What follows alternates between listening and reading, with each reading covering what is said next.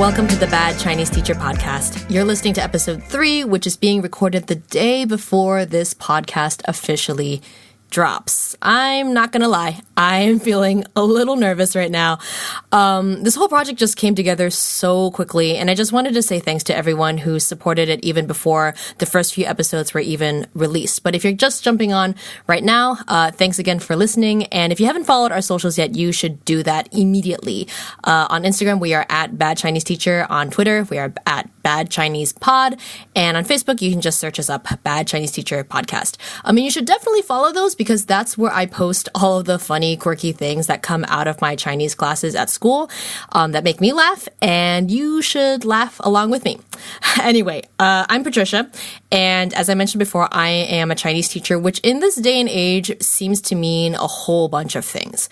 Sometimes it refers to being a classroom teacher, sometimes it means being a private tutor, or being a private tutor online, but it just seems like in this day and age, there's just such a market demand for learning Chinese, and there's just so many ways to fill that market demand.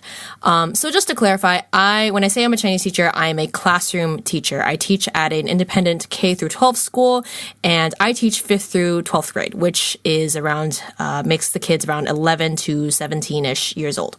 And so at my school, foreign language is a required course up until sophomore/junior year, and the only other language we offer at our school is Spanish. So foreign language is definitely seen as like a main class, a core academic class at our school, which is awesome because it kind of adds legitimacy to what it is that they're studying. So like it's, on the same level as like a history or math course, and they're being graded on it. It's not like, a throwaway class, at least for most people. But the other side to this is that that your kids are there in part because they kind of have to.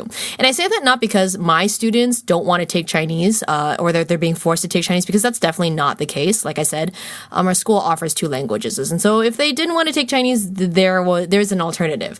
But I mention this because I imagine a lot of the listeners to this show are adults who are maybe learning Chinese independently because you really, really want to learn and that you're prioritizing it in your lives in some way.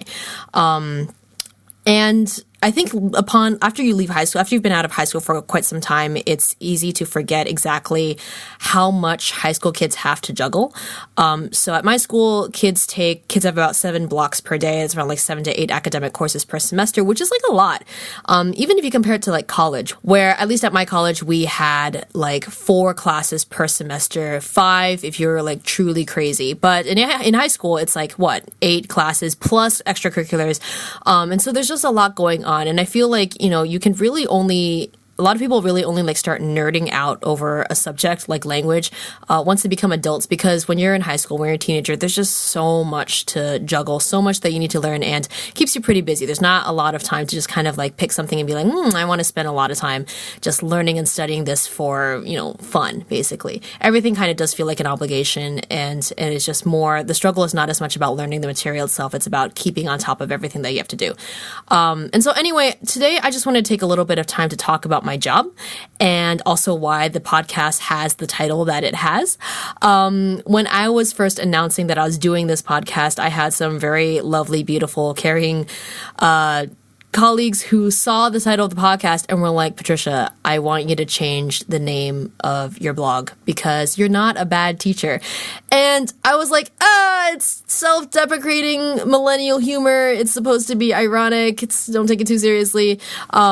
Which, to be fair, I feel like that kind of self-deprecating millennial ironic humor can be kind of excessive and annoying, so take full responsibility for that. But there are actually a couple of real reasons why this podcast is named the way that it is. I did put some thought into this. And so we're going to talk a little bit about that, as well as kind of what my career kind of looks like so far, if you're interested in that sort of thing. So where to start? I graduated undergrad about 5 years ago in 2014.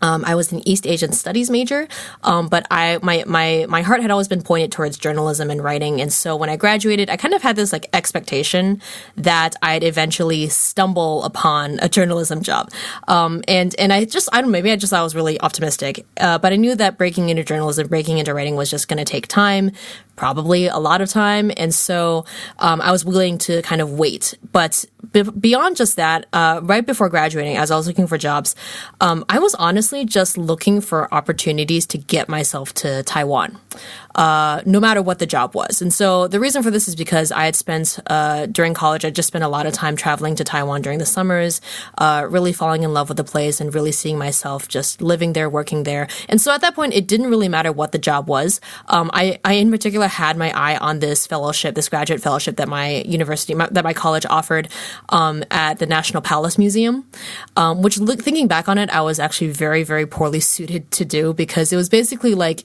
for art history people, like it was like translation work, but it was mostly like art history, like museum curation. And the only thing I could bring to the table was like, hey, I love Taiwan and I can speak Chinese, and that's about it. So, clearly I had very, very concrete plans laid out for myself. But yeah, I was 21 at that time and I was just really looking to get my butt over to Taiwan, no matter the reason. And so I was working on that. Around October, I had found out that there was a local private Christian school about 30 minutes away from my house that was looking for like an emergency Chinese teacher. So this was like the school you had already started. And I figured, why not, right? I had no job, no income, and I just desperately needed something to fill my time.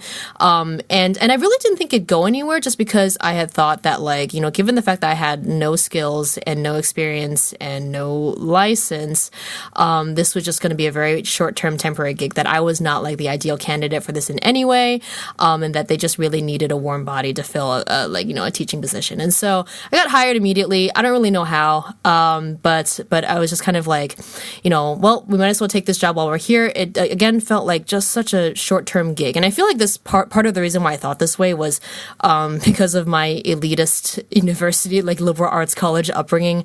Just because like I feel like a lot of the times when you've been in that, like, you know, stupid ivory tower, like the idea of teaching is something that a lot of people do, you know, very, very on a very, very short-term basis before they like go on to their real Wall Street jobs or whatever.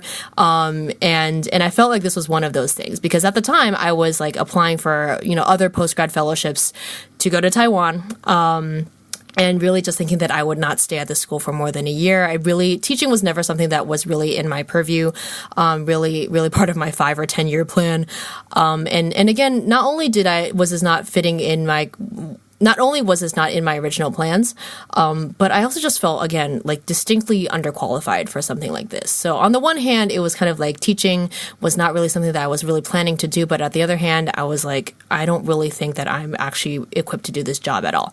And I think you could say that about like a lot of careers that you accidentally find yourself in. But I think teaching in particular, to me, had this weightiness to it, right? Like this idea of if you're going to be a teacher, right, with your set of qualifications, like what are you even, you know, like do you like 你真的很敢欸, just like if you really have the guts to think that you can do this, and that thought like just kind of was an underlying current as I was navigating through the first few years of my career. On the other hand, like I tried to temper it by being like, you know, at that point I wasn't teaching high school. At that point I was like teaching lower school, so like kindergarten through 7th grade, and Mandarin class in lower school is kind of like the same way that we had music or art class. So it was kind of 20 minutes 2 times a week. You know, it's none of that like, you know, super intense immersive stuff that a lot of like elementary schools are doing. It just felt kind of like as long as, for that first year at least, as long as the kids were learning something more than nothing, I was doing a good job. You know, which I think is a pretty fair ask considering like where I was. But that was my first year. The fellowship that I was applying for that first year fell through, and I came back for a second year, and that second year turned into a third year, and then a fourth year, and so on and so forth. And so as every year ended and a new one began, I just found myself constantly not just revising, but completely redoing curriculum year after year. And the reason for that was because I leave each year thinking that I did just a really bad job, and when I do a bad job with something, my first instinct is just like to throw the whole thing out and redo it all over again. And so I was just really convinced that like as I left each year, I was just very, very discontent with what I had done. And just felt that I was doing a really bad job, which when I look back on it, even now it feels like equal parts true and untrue. So when I was starting out, I was the only Chinese teacher in the building. There was no curriculum for me to work off of. There wasn't even like a textbook that I could follow, because I had literally thought that like, you know, whatever teacher I was replacing, she'd have like all of this stuff that I just have to follow the textbook and you know, be done with it. But there was really nothing. And so I was teaching classes at the same speed as I was trying to figure out curriculum or like trying to figure out how to teach. And I think like there isn't anyone who, would expect someone under those circumstances to jump straight into a classroom and do an amazing job. You wouldn't expect them from like any career really. And yet because it was teaching, I felt this like pressure. I felt this weight that I needed to do an amazing job from the outset because it seemed like messing up as a teacher at any stage would be costly. Yeah, I had this idea that like this was like my students get one chance at this, right? They're 7th grade Mandarin teacher, right? They get 7th grade Mandarin one time, and the 7th grade Mandarin teacher will be me, and they don't get to do it over. They don't get to do 7th grade Mandarin over again because their teacher was trying to figure things out as they were going along, right? Like I can say, well, if I mess up one year, I'll figure this out later in my career or when I'm at another school or when I've had more training or whatever, right? But my students in general, like they don't get a second chance, and if I mess it up because I'm treating my kids like guinea pigs while I'm figuring out a career that I'm not qualified to take, like that just felt so unfair to them. And so that weight I kept carrying that with me year after year, thinking that like I knew that like I was in a place where I should be allowed to mess up because I was just so inexperienced. But I also felt like I really couldn't afford to because the job that I was doing just felt so important. Yeah, because like these are kids, right? And it's not as if like, they're kids. And around the second year I was teaching, this article came out on NPR that was entitled, and I'm not kidding, it was titled, "Hey, new teachers, it's okay to cry in your car," which resonated with me on like many levels, but also didn't, if only because I felt like while I thought that like I wasn't doing a good enough job at my job, I also felt like it didn't seem that hard. Like this was very strange. And there's this reoccurring theme that like, I didn't feel like I was doing good enough, but also maybe it was because I wasn't like making myself suffer enough, like I didn't know exactly where to improve. I knew that I needed to improve. I didn't know where. And so I just ended up sitting in my own vague sense of inadequacy for a long time. But anyway, the article has this one line that says, lots of jobs are hard, but with teachers, it's like, wow, I'm hurting kids because I'm as bad as I am. You get these exaggerated thoughts like, well, what if I break my leg? That way I get 3 weeks off. And everything about that quote I felt so hard. I feel like a lot of this pressure came from like how critically I viewed teachers and education before I actually became one. And so because like we idealize the classroom really, really easily, and it's really easy to say, this is how things should be because like everyone has been in a classroom at some point, right? Kind of like how everyone who's ever been to the hospital now like knows how to become a doctor. It's like that same kind of illogicalness. But there is this sense that you can legitimize this unreasonable criticism of teachers and schools and education because education is so important and no one can afford to mess it up because it's just so important. I mean, never mind the fact that teachers are paid horribly across the board because their job is like so high stakes, teachers need to like push themselves to be amazing no matter the circumstances. And I feel like I put that expectation on teachers as a hypothetical concept when I was in college because I didn't actually know any real life teachers. And the first real life example that I could apply these pressures to was myself. And I feel like even 6 years down the road, these pressures that I put myself are still existing to some extent. It's made better by the fact that in 6 years, I've like kind of figured out how to do my job better, at least, but I still feel like I bear the guilt of experimenting and messing up for 5 whole years. And I still feel sometimes that I owed it to the kids who like eventually dropped out of Chinese or like left my class with bad feelings about Chinese because there were like a good handful of those. I still feel like I owed it to them to have done a better job from the beginning, especially since, this is still a job that I still don't feel like I deserve to get. And I feel like the most glaring piece of evidence for this was because I did not have a certification when I started, and which I think is a very legitimate issue. And I think one thing that needs to be understood is that getting certified to become a teacher is actually a lot harder than a lot of people think. And teachers who aren't certified aren't certified not because of a lack of trying. The first thing is that independent schools, private schools, don't actually require certification. So certification is primarily, at least in the US, for public schools. Most independent schools, almost all independent schools, don't actually require certification, but I think most people would be hard-pressed to say that good private schools in the US have poor teaching. So that's the first thing. Certification doesn't necessarily automatically equal good teaching, nor does a lack of certification equal bad teaching. And the second thing is that certification, again, at least in the US, is not really a straightforward process.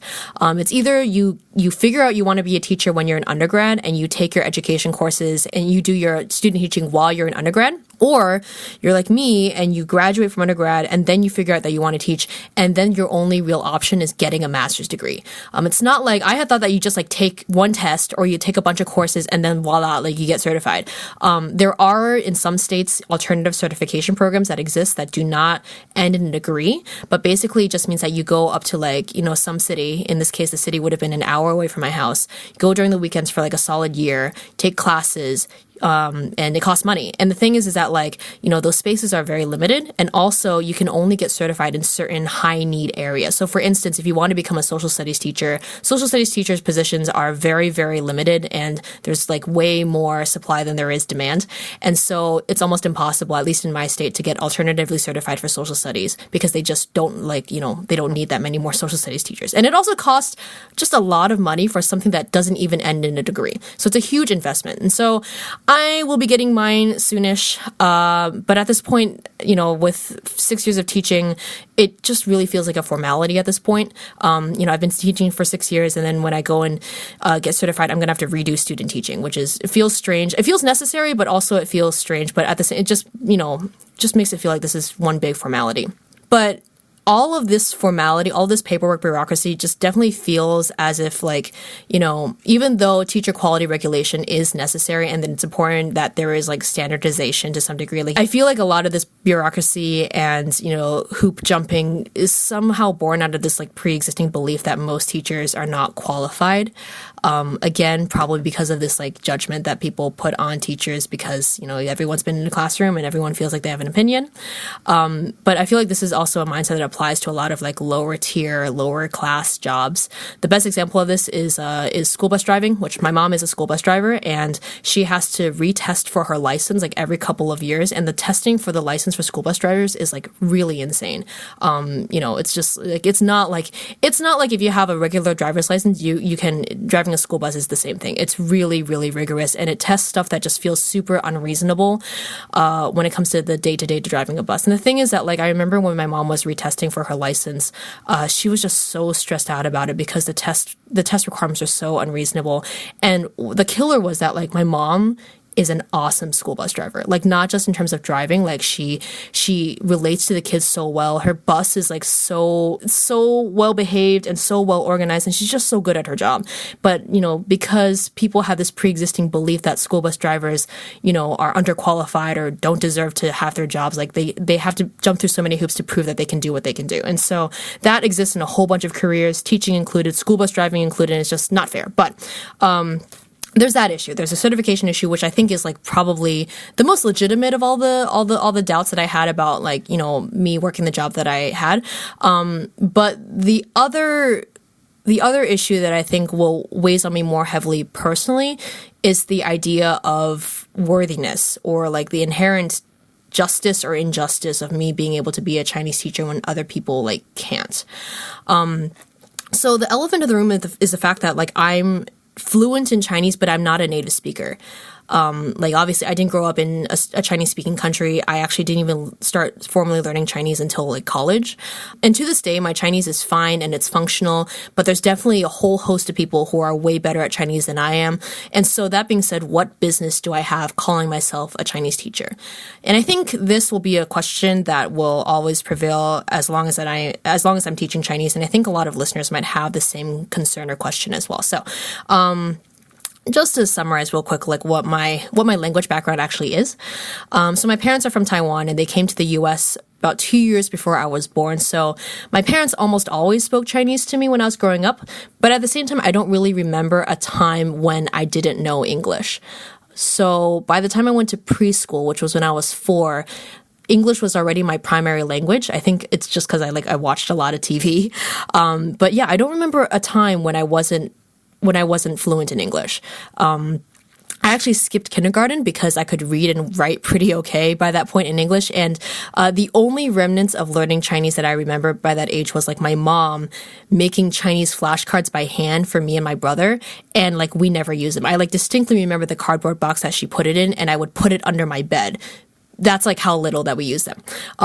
So beyond that, I mean, usually, again, if you're like coming from like an immigrant bilingual household, you'll probably know that you probably start out speaking Chinese when you're like a baby or a toddler. And then once you go to school, it's all over. Like you just lose everything because you spend 8 hours of your day like with kids who don't speak your heritage language. And if you don't use a heritage language, like it's gone.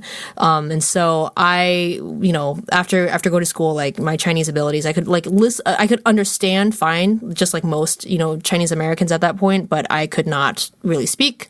And reading and writing was like out of the question.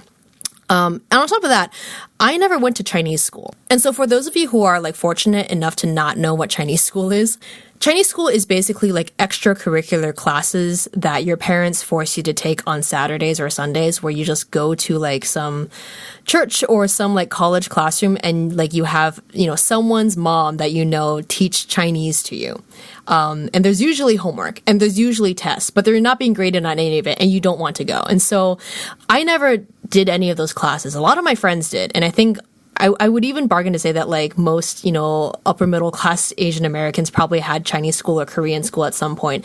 But my brother and I never went to Chinese school. And I think it's because like my parents just like gave up on the idea a long time ago, just didn't think it was worth it. And also because, it was because most of the Chinese schools in our area were Sunday mornings. And my parents were like, nah, we got to go to church instead. But at the same time, my parents would always try to encourage my brother and I to speak in Chinese more. And to that, we'd just say 不要 all the time. Like, I don't wanna.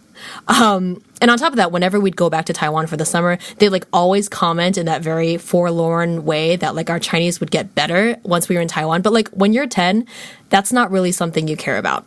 And so at that point, like, reading and writing, total lost cause. Like, don't even think about it. And so I think at this point, some like really dedicated Chinese parents would like look at my parents and be like, why didn't you at least try? And I think you could probably say that about a lot of things with regard to how my parents parented. In addition to not going to Chinese school, my brother and I never went to like Kumon or like extra tutoring, or like Asian nerd camp or whatever. Like both of us played classical instruments, but it wasn't something that we were really forced to do. I played piano, my brother and I played violin, and my mom actually said that we should quit violin because it was clear that neither of us liked it or practiced, and she wanted us to stop wasting her money. But at the same time, it's not like my parents were like the free-spirited type, and they were definitely not like quote-unquote American-style parents, as if there were like a dichotomy between the two, right? You're either like a strict Asian parent or like you don't care about anything. Like that's dumb. But I just really think that like my parents didn't care what other families were doing, and they were super not into the idea of comparing kids, which I feel like is probably the impetus for a lot of Asian parents pushing the kids and making them do the things that they do because like so-and-so down the road is doing the exact same thing and you have to keep up. My parents like fundamentally did not care about that, and so that probably played into a lot of what our upbringing looked like. And I think even despite the lack of like Kumon Asian nerd camp Chinese school, I think both of us turned out pretty okay. But that all that said, I ended up majoring in East Asian studies in college because when I was in high school, I started really trying to get into my Asianness in like a semi-meaningful way. So I grew up in an area with very few Asian people. Like I think there were like 5 Asian people in my graduating class of like 250 kids. And so even in high school, like even as I was a teenager, my Asianness like seemed like a novelty rather than something that was really interesting. There were like 0 Asian studies courses in high school, which I think is pretty much the norm for most like American high schools, but there was just like no, like it was just American history like 3 years over, and then Western history, like European history if you wanted to take European history, but like Asian history, Asian culture, whatever, like it was not a visible thing in our curriculum whatsoever. But at the same time, like I lived in this kind of like hippy dippy sort of Northeast American town where like nowadays you would probably say that a lot of people like misappropriated Asian culture pretty liberally. Like there were a lot of people who dressed up as geishas on Halloween, and like I think our high school or our middle school had like a quote unquote Zen garden. And so I was just kind of mad at that point that even amongst all this appreciation for Asian culture where I was growing up, that I, like a living, breathing, actual Asian human being, like didn't feel seen, right? And so learning Chinese started becoming important to me, if only because it was made available to me while I was in college. And I think I actually made a lot of bad choices during my first few years of college because it kind of felt like I was starved for information. Like I took 3 languages because I didn't have a chance to learn any of those languages before. And you could probably kind of argue that my entire major was just a result of me being starved for information at that point. So started taking Chinese classes my first year in college. I started off in the heritage track, which is I think a thing at a lot of colleges where like the intro levels of Chinese, you have like your regular like 101, 102, which is for like true beginners, and then you have like heritage track Chinese for kids who like can understand Chinese when it's being spoken to them, but they can't really speak or they can't read and write. And so I started off in heritage track beginner Chinese 103, 104, 陈老师, 赵老师. Hope you're doing okay. And even that class, even the heritage speaker class, like beginner level heritage speaker Chinese was a huge stretch for me because almost everyone else in my class could at least like write their name. I couldn't write my name. I still remember like having dictation quizzes on the chalkboard. So it wasn't even like you had like a test in front of you. It was like everyone could see your errors like full out. Hated those. I kind of wanted to die. And I remember my first few homework assignments took me like 3 hours each because I had to look up how to write every single character. And the thing is like what was even worse was that the people in my class were all like CS, like comp sci or like STEM majors who were taking Chinese because our school had like a language requirement. And everyone else I knew who was thinking of majoring in East Asian studies like I was, they were already in upper level Chinese or like they had placed out of Chinese because like, apparently that's where you're supposed to be when you're even thinking of becoming like an EAS major. So I was so behind on the curve at that point. So that was my first year. And then after that first year, I studied abroad in Taiwan at National Taiwan University, where, again, I was somehow placed into a higher level class than I should have been. By the way, this program at National Taiwan University is ICLP. It's the International Chinese Language Program, pretty well known, which I recommend to everyone if you can get someone to pay for it for you because it's really expensive. So I got my school to pay for it, but I did two months there. And I think maybe it was like the adrenaline of just being in Taiwan for myself for the first time. But I worked my butt off that summer. So classes during the summer was 8 a.m. to 12 p.m. every day, which doesn't seem like a lot, but like for just one class alone, it was every night, like 15 pages of reading that you'd have to prep every day. And like, so you'd prepare the reading and then you go to class for like an hour and a half, and the teacher would just grill you with question after question on the text, right? Not even like vague questions, like, how do you think about this? It was like literally, what does it say on blah, blah, blah? Or you'd have to quote you basically have to quote the text like exactly. And I found out it was just, and I would have never done this previously, but I just figured out it was just easier to memorize everything word for word, which is basically what I did. So like my studying regimen, and again, like this happened only that one semester in Taiwan and like never happened ever again. My work ethic did not improve just because of this one thing. It was just like this one summer of insanity that I just studied this hard. But I'd basically wake up at 5 a.m. every morning to review the text. And then I'd listen to the audio recording as I was walking to class. Like, listening to audio recordings is something that I would have never done. Like, even when I took, like, Korean and Japanese courses at Wellesley afterwards, where they're like, oh, here's your CD, you should listen to it. I'd never listen to it. But here, I, like, listen to the audio recording religiously, go to class, and then go back home, and then I take a nap for 2 hours, and then I would continue studying until like around like 12 a.m., 1 a.m. To prepare the text for the next day. And that was like every day for like 2 months. And then on top of that, every week, at the end of every week, on every Friday, every one of us would have to write for each class, I think. Yeah, it was both classes. A 1-page, single-spaced speech on whatever topic we were studying that week. And we'd had to present it to the class. And like most oftentimes we just like read it off the page. But again, like I mentioned in the previous episodes, Chinese is not a language that's phonetic. And so if you don't know how to like, if you haven't memorized the character, you won't know how to read it out loud. So that like just reading a speech off a page is like hard enough. And so it's been like, I did that in 2011. So it's been like a good 8 years since that experience. And I actually haven't had a lot of time to go back and pick apart how they taught at ICLP, because I do think it was very, very effective and very interesting how they were able to teach so much in such a short amount of time. What's funny, though, is that I feel like our teacher just kind of gave up on writing quizzes. I think she gave us like one dictation quiz about 2 weeks into the course and never did it again because our entire class failed it. And then after that, she just didn't care about us handwriting characters ever. She just focused on us being able to speak and read, which I actually think really paid off, because like imagine all the time you'd waste just from memorizing how to write characters in addition to like memorizing 15 pages of text every night. And so as a result of this, I think there's always going to be a part of me that will always fundamentally not care about writing characters by hand, which is, I think, sacrilege in the world of teaching Chinese, but we'll get to that in a bit. So anyway, I do my summer in Taiwan. I go back to Wellesley, and I start taking Heritage Track 300 level courses, which is like, the highest level you can take. I started running out of Chinese courses I could take for my major at that point. But again, I found myself being probably too underqualified to take any of those courses, which like it seems to be a pattern of me like accidentally finding myself in places that are not supposed to be where I was, and then having to make up the difference somehow, which I guess maybe that's the reason why I was able to learn that quickly.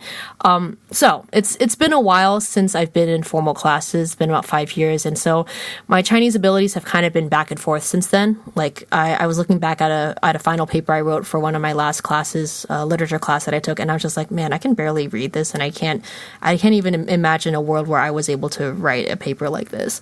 But I took the actual proficiency test. So if you guys haven't heard of that, it's mostly a test that's directed towards teachers.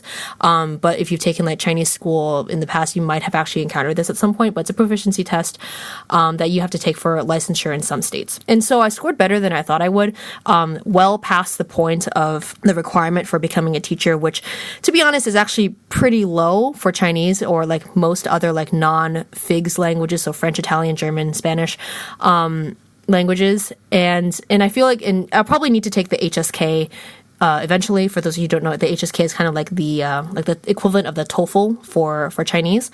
And so I would say that if I were being honest, passing HSK 6 would be challenging but doable for me.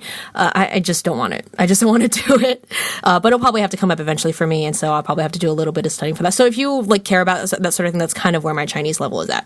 So all that said, I think I'm at a point that it's considered pretty good for a student, but like as a teacher, I mean, the inadequacy is real. Like, I mean, all things considered, I think it's a little unfair because with like, FIGS languages like French, Spanish, whatever, in middle school and high school, if you guys took those languages in high school, most teachers are actually not native speakers, or at the very least, like not people with like literature or linguistics degrees in that language, right?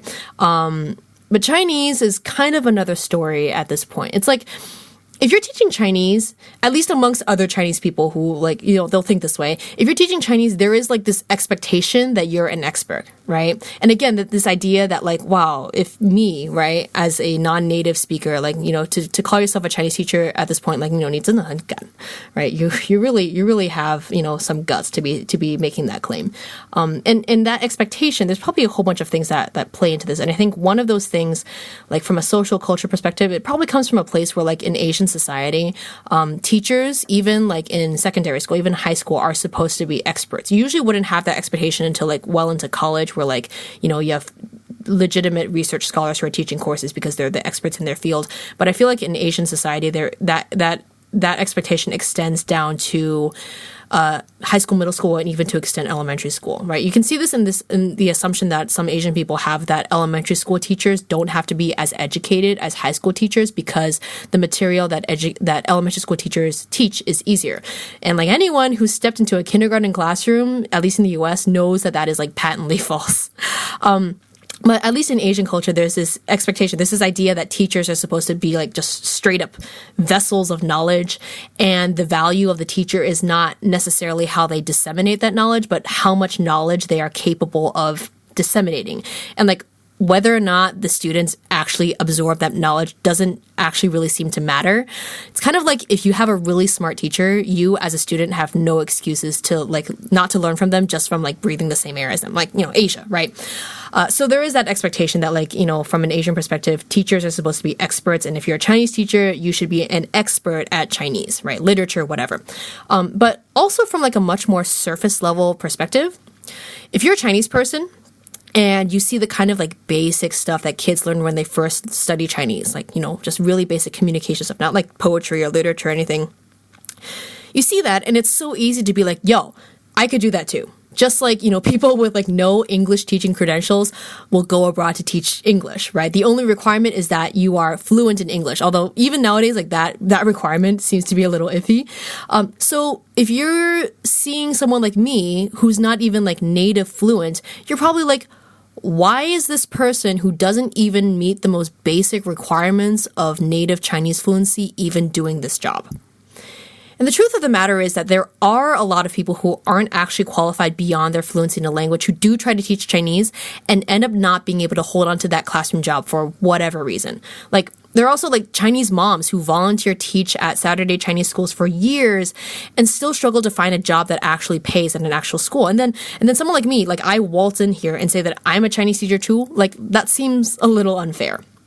And you can say that like the advantage that I have is that I'm a native English speaker, which means that I can communicate with students and families more easily and that I'm like more in touch with like Western style teaching methods, and like all of that somehow makes me more qualified. But all of those things, to me at least, also do feel really unearned. Like they're a mark of my privilege as an American person with an American education, which I'm actually pretty okay with. And I don't feel bad or guilty that I have these privileges because those are the exact things that enable me to do so much more with my career and with my classroom. But it also makes me feel really burdened that given the fact that I have these privileges, I also then need to prove myself that I deserve to be here. That like the place where I'm lacking that my privilege can't really make up for, which is like my Chinese ability, that I'm still good enough to like run with the big dogs. And then, if this weren't like complicated enough, like you think about all the non-Chinese people who are learning Chinese because they want to, and they expect the best of the best when it comes to their teachers, which is like a really reasonable expectation to make. And I imagine that a lot of people listening to this show probably fall into that group.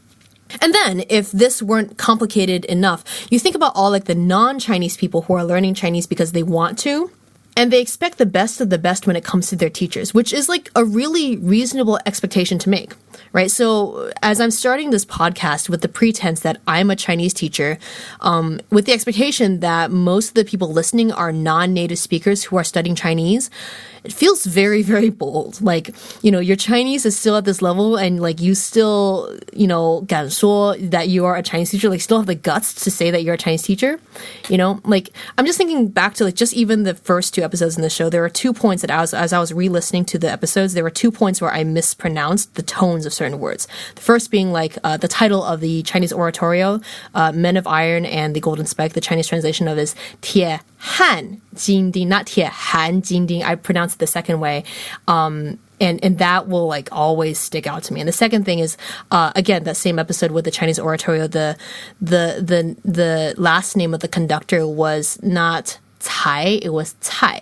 And so those two things seem so minor and inconsequential, but those are the two things that like, it only feels more emphasized because, again, I'm running a podcast that is literally that literally identifies me as a Chinese teacher, and I'm making mistakes like that, right? Like, it seems like the standards are just so high. And because putting yourself out there like this, like somehow conveys that you have the audacity to feel like you're an expert in the field, right? Like that if you have a platform, you must be worthy of that platform. And the thing is that worthiness, whether or not you are good enough to like say that, oh, I have a podcast or like I have a YouTube channel, like that worthiness just feels so ambiguously defined sometimes, right? And which just makes me feel like this whole idea of gatekeeping, who has the validity to say that they are, XYZ is kind of dumb. Because number one, particularly when it pertains to this podcast, because number one, if I was really confident in my Chinese, if I was really that confident in my Chinese teaching abilities, and if my interest was purely in Chinese linguistics and acquisition, then this podcast would be one of 3 billion Chinese teaching podcasts out there, which I intentionally didn't do because that's what I do 40 hours a week already, and I honestly don't love language acquisition enough to do more of it here. And B, what I think is far more worthy of discussion is everything that surrounds language learning. Because like every other subject, there's always a meta about learning, like the story of what happens inside you and your heart and how your world changes as you're learning. And you get no better view of this than in high school when where the acquisition of knowledge is only one of like 10 billion of other things of seemingly equal importance happening to you at the same time. Just think about that for a second. And to be honest, like, I don't actually think that adult learners are an exception to that. And I particularly don't think that Asian American adult learners trying to reacquire their heritage language in adulthood are an exception to that. Learning a language is so complicated, but it's also so beautiful. And I want people to have a place where they can step away from the pressure to attain fluency, to just be able to talk about the world around them and how complicated it is and how things are changing and how you're changing as well. The term bad Asian tends to come up, I feel, with a lot of adult Asian Americans around my age, particularly when it comes to language ability.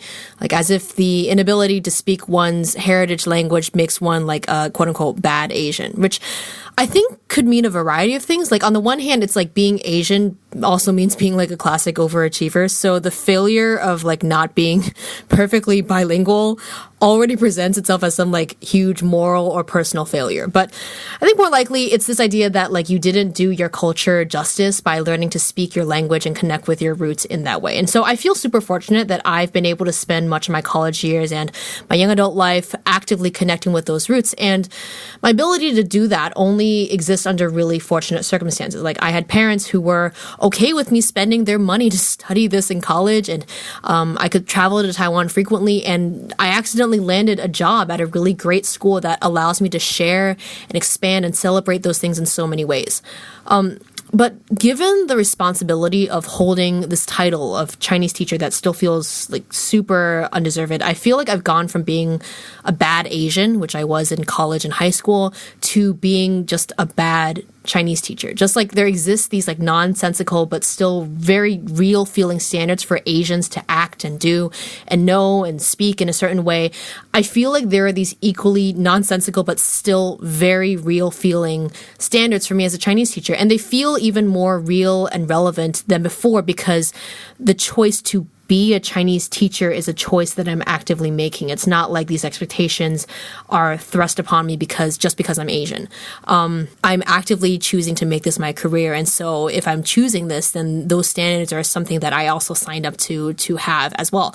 At the same time though, like I'm 26 and I surprise myself with how I get closer and closer to these nonsensical, unachievable standards every day just through experience and time. So it's not even as if like what I'm striving for is totally unreasonable. It just is not going to happen immediately. And I think the biggest hurdle for me is to try to see my role as this Chinese teacher as being less important and to convince myself that the stakes that I'm facing really aren't as high as I think they are. Yeah, it's true that my students will only get, one shot at 7th grade Chinese class, and I get a bunch of shots at them. And so, even that being the case, right, for them, like I said at the very beginning, it's like this is one class out of many. And my performance, what I do as a teacher isn't 100% of what they choose to do with how they spend their time in the classroom. There's so much that's beyond my control. And it takes patience and time and practice to understand that I can't be in control of all of it all the time. And on top of that, the classroom is an imperfect place. And that's how it's supposed to be, right? Especially the high school, especially the middle school, K-12 classroom, right? Like I said, there's just so much going on in the classroom when you put a whole bunch of teenagers together that's not just about acquiring knowledge. And there's places to press into that beautiful imperfection that is so much more worthwhile than just making sure that kids learn Chinese good. And the thing is, like, the stories in this podcast, I also hope will show how imperfect of a process learning Chinese in particular can be. And I know that, like, I'm not the only person who sees the gloss of the Chinese-speaking world, right? There are so many methods and so many ways to make it fun and so many reasons why it shouldn't be fun and so many programs and online classes and blah, blah, blah, success stories to live up to. And it's easy to forget that, hey, everything takes time. And if there's something that come out of taking one's time, it's being able to notice all the interesting, cool, thought-provoking, life-changing things that come up along the way. And so with that, I just wanted to thank you all again for signing on to this podcast so early. This is, again, the Bad Chinese Teacher podcast. You can find us everywhere. And I really hope that you stick along for the journey because I think it's going to be a fun one. So look us up. Make sure you are subscribed to wherever it is you listen to podcasts. We are basically everywhere. I think by now, by the time this podcast airs, we should be available on Google Play. It's taken a couple of days, but we should be everywhere where you listen to podcasts. If you've done that already, it's super helpful as well if you leave us a review. I know that like every podcast mentions this, but it actually is super important. So if this is something you enjoy, please do leave us a 5-star 5颗星的 review and write me a couple nice words so that we can keep this thing going. It really does mean a whole lot. If you haven't already, of course, please also follow us on social media. On Instagram, we are at Bad Chinese Teacher. On Twitter, it's Bad Chinese Pod. And on Facebook, you can search us up through the name of this podcast, the Bad Chinese Teacher Podcast. After this week, where we've had these three crazy episodes, you can count on us having new episodes every Monday. And if you found this podcast episode interesting, you should do me a favor and share this with the people that you love so that they can also kind of join in on the fun. So if you're looking for me, you can find me on social media as well. On Instagram, I am at Patricia Liu. On Twitter, I am at Patricia SQ Liu, and you can find my latest writing at blog.patricialiu.net. And so thank you again for joining us. We'll see you next week. Bye-bye.